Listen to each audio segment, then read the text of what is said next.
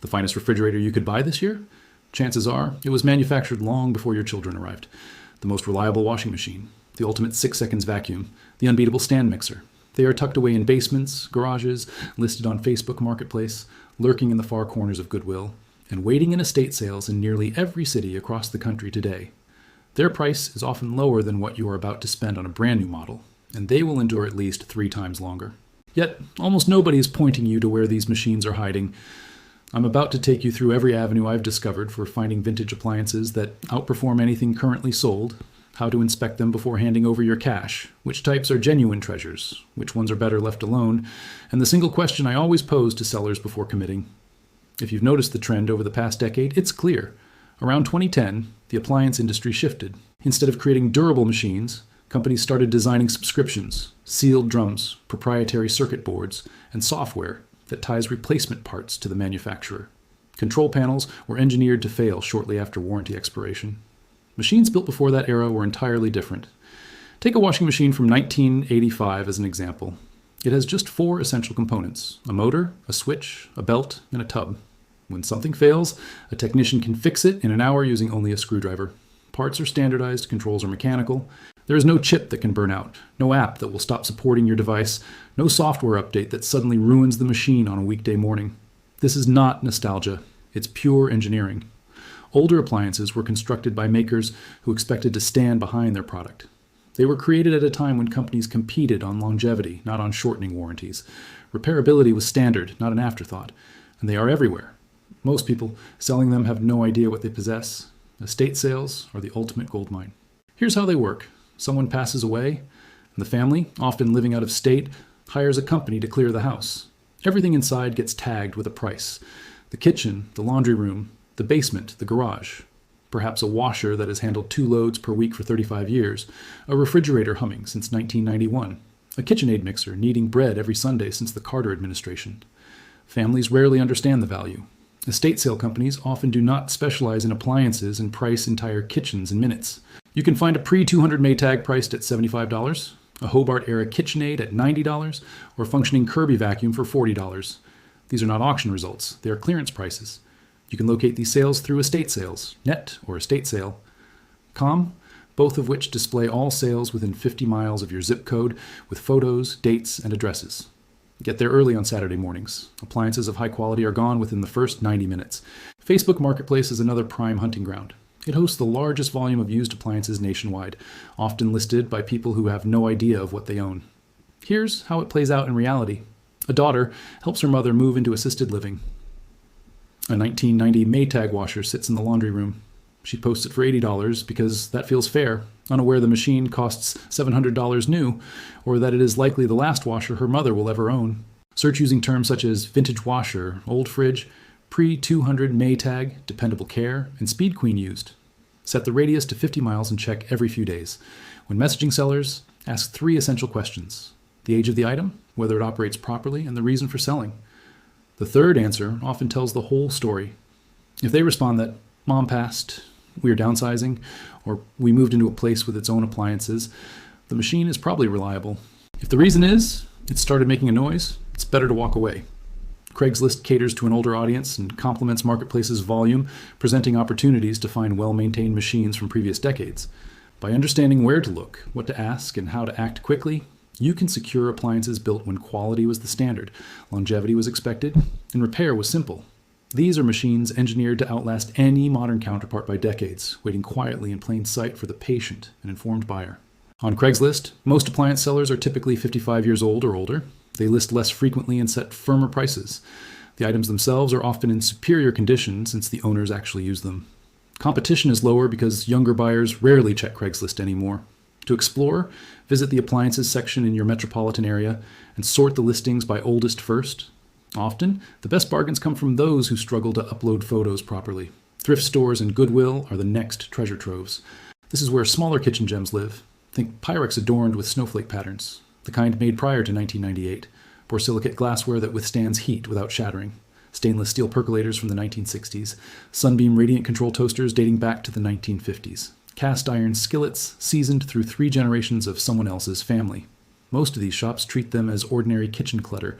A turquoise Pyrex casserole, which fetches $80 on eBay, might be priced at just $4.99 at Goodwill. A Wagner cast iron pan from 1925 could sit nearby for $7. Visiting regularly pays off. The inventory refreshes weekly.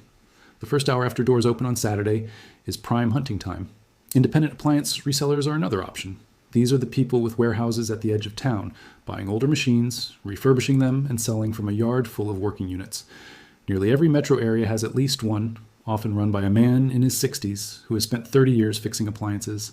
He purchases from estate clearouts or people upgrading their machines, thoroughly cleans and inspects each unit, replaces seals, tests every cycle, and sells them with a 30-day guarantee. Prices here are higher than at estate sales. A 1995 mag may cost $300 instead of $80. But the machines are verified. Seals are intact, bearings checked, cords secure. For those unwilling to take a gamble, this route provides peace of mind. To locate these sellers, type used appliance store plus your city into Google and check reviews. Reliable shops often have returning customers even 10 years later for parts. Another source, especially for washers, comes from laundromat liquidators. When a laundromat upgrades or closes, commercial machines are sold through liquidators. Speed Queen, Wheep, Dexter. Top loaders that have handled 12 cycles a day for 10 years often remain in excellent working order. A used commercial Speed Queen can be purchased for between $200 and $400. Its appearance is industrial, with coin slots that may need bypassing. These machines will outlast any consumer model on the market. If you can accept the look, this is the most cost-effective way to secure a forever washer.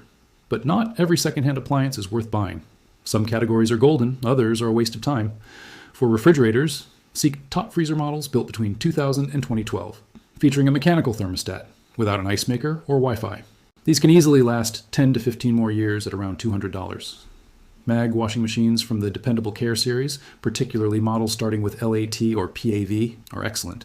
Pre-2006 Whirlpool models and Kenmore machines built before 2006 in Newton, Iowa are solid options, produced before Whirlpool acquired Mag and closed the factory. For vacuums, the Kirby G3, G4, G5, and the Tradition series are dependable. Sable commercial units and vintage Hoover uprights from before corporate sales are treasures. At thrift stores, these often range from $15 to $50.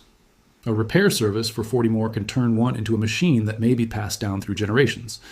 Stand mixers from the Hobart-era KitchenAid, including the K45 and K5A models made before 1986, are supported with parts still stocked by repair shops. Your bread dough will never challenge them. Cookware is equally durable. Griswold and Fagner cast iron made before 1957, Revereware from the 50s and 60s, original Pyrex with side patterns, and almost any older Corningware can be found. At thrift stores, these often cost less than $20, yet remain nearly indestructible.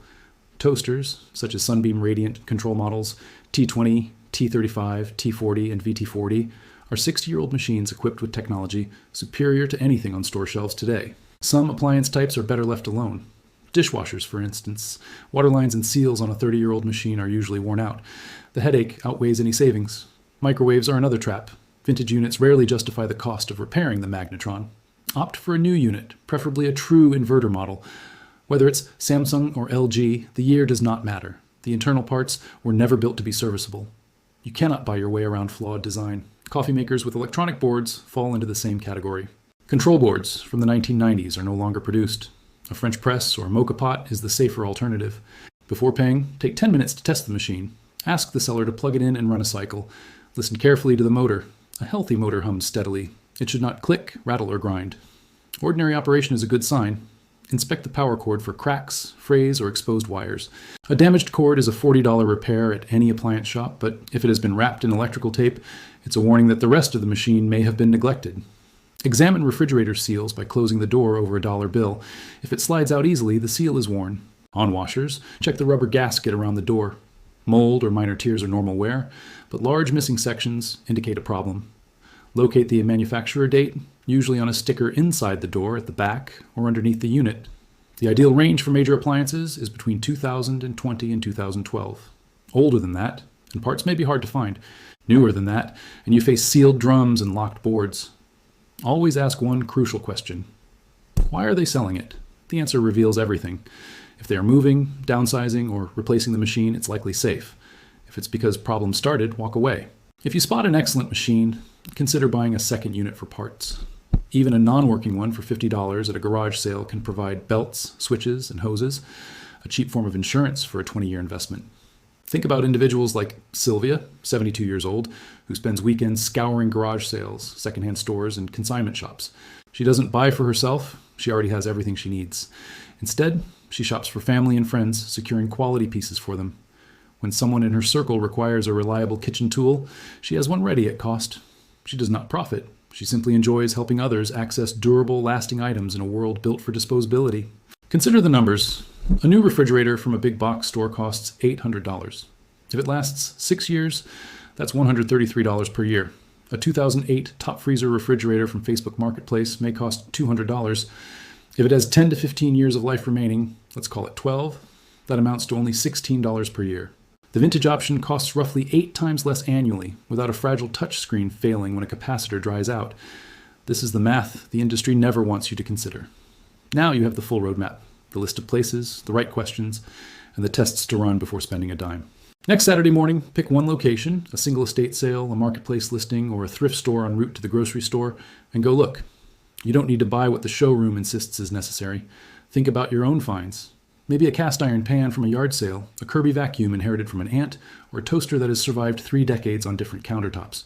Share your stories, your best vintage discovery. Every comment is read.